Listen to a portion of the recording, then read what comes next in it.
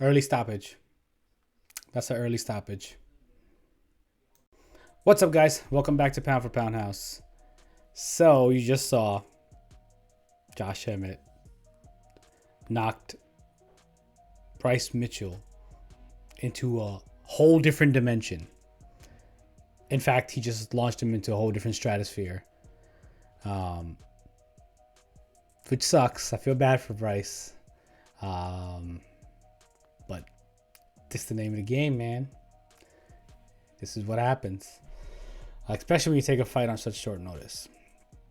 So I'm just going to talk about the UFC 296, the aftermath. Talk about, just a little bit what my thoughts are on these fights.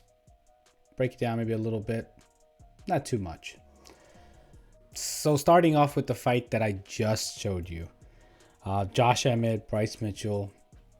Very unfortunate, It didn't work out for Bryce. But, kudos to him. He came in on a very short notice. Took the fight. Did his best. Unfortunately, came short. And, turned out to be a really bad night for him. So, hope you recover well, Bryce. But, yeah, you're going to need some time off now after that one. Jump into Tony and Patty. So, Tony looked even worse than his last fights. I mean, he's looked worse than I think this is the worst I've ever seen him. So, I don't know. I think it's time to hang it up, Tony. Because Pimlet, just really kind of destroyed you in all 3 rounds. I mean, I don't know what you were doing laying on the ground, thinking that you were going to out-submit Pimlet. Pimlet obviously has a lot better at this point. He's a lot better when it comes to the ground game. Tony obviously has a huge history, and I'm not trying to discredit Tony's ground game. I'm just saying that at this point, the age, everything factoring in, his ground game is probably not as solid as Patty's, and also he was training with Goggins. I don't know how much he was actually putting into jiu-jitsu or to boxing.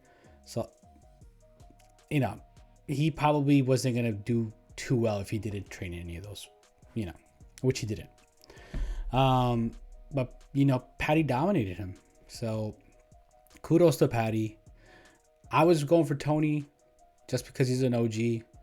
I wanted to see him go out on his shield. Go out, just with at least the one win. I didn't want him to go tie his record with freaking BJ Penn for 7 losses. That's not the way you want to see Tony go out. But unfortunately, didn't work out for him. But, I think it's time to hang it up, Tony. Sorry, but thank you for all the great fights. But I think it's time. So now jumping over to Shavkat and Thompson. Thompson actually looked pretty damn well good. So, I mean, I know everybody was counting him out. 40-year-old, whatever it might be. But he actually looked pretty decent. But Shavkat, some news just came out for Shavkat that he actually tore his ankle. And I think this was from Laura Senko. Of course you would know.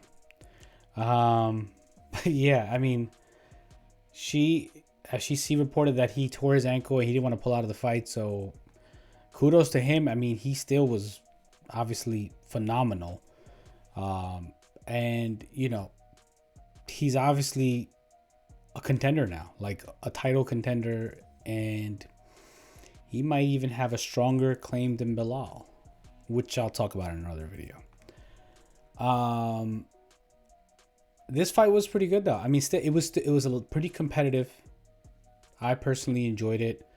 I loved how, sneaky Shavkat was with the submission and how he was getting it done. Thompson obviously showed heart. Did all he could to, make it out of the round that he was in. He was only a couple seconds away. Unfortunately, he tapped. But, it was a great fight, man, for what while it lasted. And, Thompson's still in it. I don't think he should retire. I think he's still in it. I think he still takes out a couple guys in that top 10. So, I think he could. I still think he whoops Kobe's ass. But yeah. he shouldn't go anywhere. I think he should stay. He's not. It's not like Tony. Tony's bad. Sorry, Tony. Going over to Pantoja and Royval. I'm gonna be honest, guys. I was not so invested in this fight, and it's not because I don't like flyweights. It's just that I'm a huge fan of Pantoja or Royval. They're good fighters. Obviously they get in the cage. All respect to them, 100%. Not my favorites. Not a division that I talk about as much, even though it is a very strong division, and the people that are coming up in this division, gotta watch out for. And I'm excited about those guys, which we'll talk about in another video. But yeah, it was still good. It was still a decent fight. It was kind of what I expected. I feel like Pantoja was gonna hug him, was gonna bring him down. Grappling. Not much. I mean, it was striking going on, but I don't know.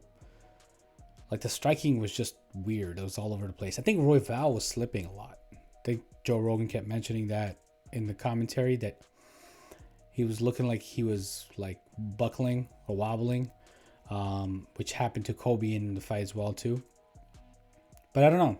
It was a grapple match, and I love grapple matches. I'm not against grapple matches, but it wasn't just for me. I don't know. I wasn't just too crazy about this co-main event to begin with. I feel like because I seen the fight before, so I wasn't too much interested in seeing it again. So now the main event, which I feel like you guys know my thoughts on this already.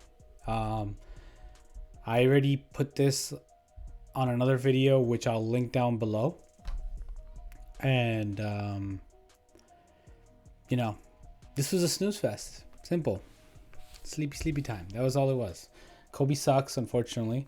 I'm actually just because I'm so upset because I really thought he would do so much more. And I think the world is upset, not just me. Yeah. So this fight just unfortunately, sucked, and it did not work out the way it should have. The preliminary cards were actually better than the main fight. So, that's disappointing. But at the same time, the card was still really, really good overall from the prelims. Shout out to Irene Aldana and Kyle Rosa. That was an insane fight. I mean, they gave it all. They gave it their all, literally. I mean, if you see the picture of them after in the hospital, holy shit. Those girls, I mean, they had a dogfight. Cody Garbrandt came back with a big one. I mean, I know he won his last one in decision, but this was a big one for him. And Alonzo Menfield, I mean, hey, showed some heart today. Went out there and really hanged in with Dustin Jacoby, which was impressive. And then even some of the early prelims, Tagir, which was great. It was a great fight. And then Andre Fili, obviously. So overall, this card was great. I did love it for the most part. It's just that, the main card in itself was just the ending, especially. I think they're just the most disappointing part. I wish it could have been a little better. I mean, the endings could have been better.